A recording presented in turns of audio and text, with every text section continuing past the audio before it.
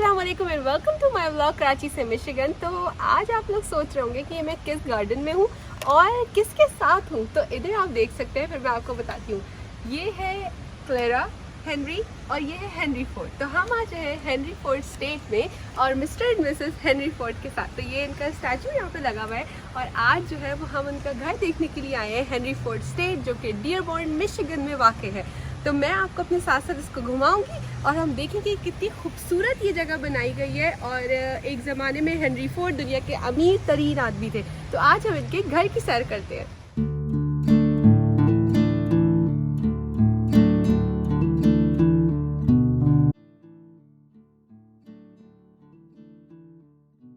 तो इस वक्त जो है वो हम हेनरी फोर्ड स्टेट की तरफ जा रहे हैं और ये हम डियरबॉर्न में वाक़ हैं। और डियरबॉर्न वो जगह है, डिट्रॉइट का एक इलाका है, जहाँ पे बेसिकली ऑटोमोटिव की और जो ऑटोमोबाइल की जो एवोल्यूशन है, जो इसकी बेसिस थी, जो बुनियादें रखी गई थी, वो इसी शहर में, इसी जगह पे रखी गई थी।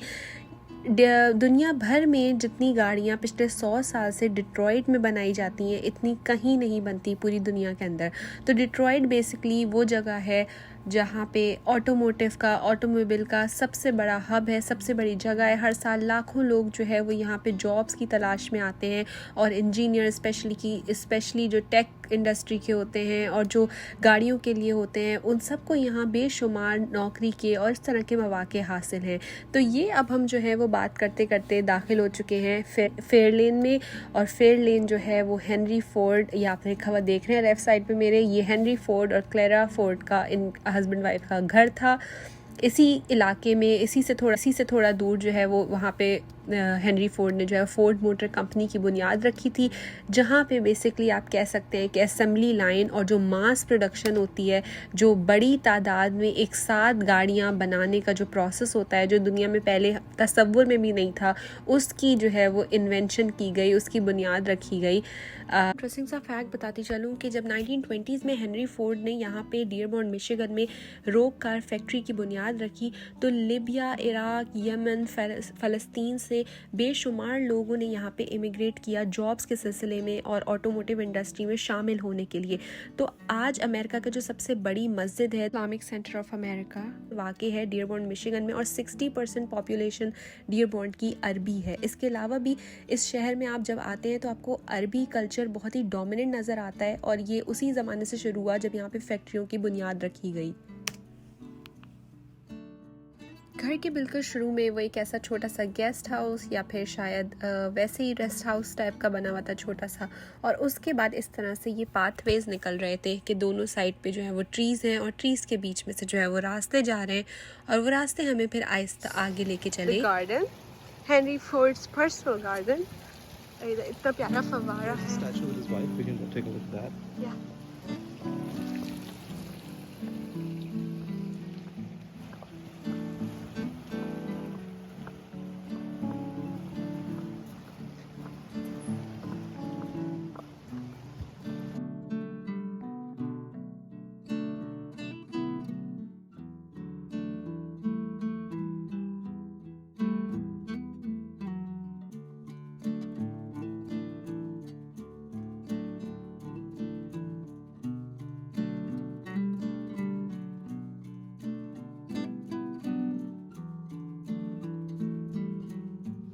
घर की एक ख़ास बात यह है कि इसमें जो है वो इसका अपना पावर हाउस है और जब से ये बना है, उस पावर हाउस का जो फाउंडेशंस थी वो थॉमस अल्वा एडिसन, जिसने बल्ब इजाद किया था, उन्होंने, उस साइंटिस्ट ने रखी थी। और इस पावर हाउस से जो है वो हाइड्रो पावर के ज़रिए पूरे घर को न सिर्फ इलेक्ट्रिसिटी की सहूलत दी जाती है, इसके अलावा डियरबॉर्न शहर का कुछ हिस्सा भी इस घर के पावर हाउस से जो है वो उसे एनर्जी प्रोवाइड की जाती है।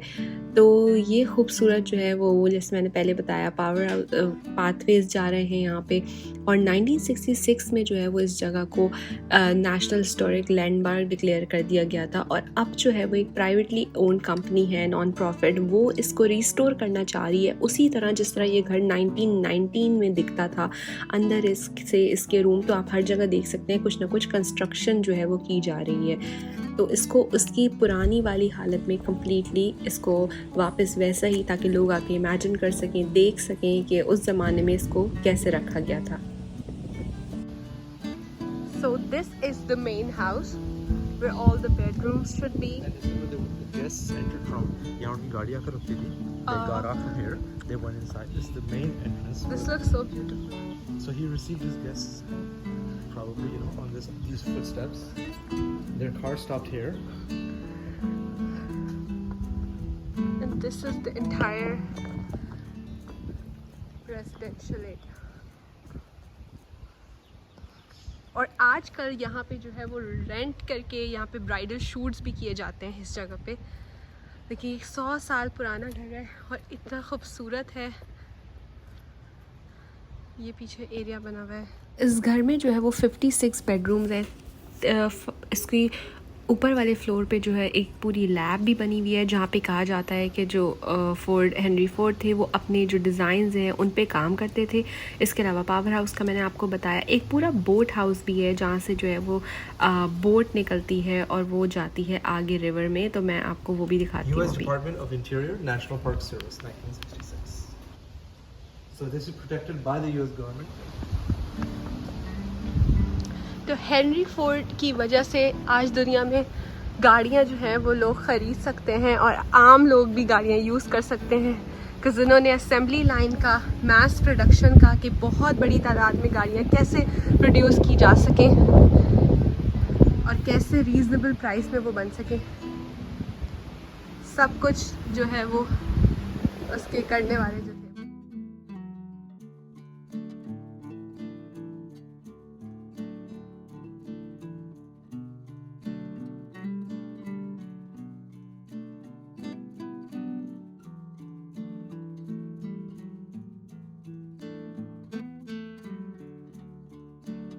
फ्रॉम 1915 कि ये लोग यहाँ बोट हाउस से अपनी बोट निकालते थे और इस रिवर में पीछे चले जाते थे.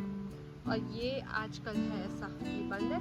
और ये वही पिक्चर है. यहाँ पे जो है वो सारी डिटेल्स लिखी हुई है इस घर की. फेयरलैंड जिसका नाम है, कि हेनरी फोर्ड और उनकी वाइफ यहाँ पे 1915 से रहे हैं 1947 तक. तो यही सब आप लोग ने देखा और उम्मीद है कि आपको अच्छा लगा होगा. हिस्ट्री से रिलेटेड कोई भी चीज़ें जब हम देखते हैं, कोई भी जगह हम देखते हैं तो हमें बहुत हैरत होती है क्योंकि वो हमारे आज के दौर से मुख्तलिफ होती हैं. अब जिस तरह का, जिस अंदाज का ये घर बना हुआ है, आजकल जो अमेरिका में घर होते हैं वो इससे थोड़े मुख्तलिफ होते हैं. और आपको याद आती हैं वही चीज़ें जैसे इस बोर्ड पे लिखा हुआ था कि जो एडिसन था जिसने बल्ब ईजाद किया था वो यहाँ अक्सर फ्रीक्वेंटली आता था क्योंकि वो ओहायो में रहते हैं और ओहायो मिशिगन से इतना दूर नहीं है. और तो हेनरी फोर्ड, एडिसन, ये सारे लोग जिनको हम अपनी बुक्स में पढ़ते हैं वो यहाँ इसी जगह पे, इसी घर में मिलते होंगे. तो आपको हैरत होती है इन चीज़ों से रिलेट करके, इन चीज़ों के बारे में जान के. तो आई होप कि आपको मेरी वीडियो अच्छी लगी हो. कमेंट सेक्शन में बताइएगा कि आपको कैसी लगी और कोई भी और टॉपिक्स हो जिन पे आप मुझे चाहते हो कि मैं वीडियो बनाऊँ तो definitely let me know. And अपना ख्याल रखिएगा. Please like, share and subscribe to my channel. Have a nice day.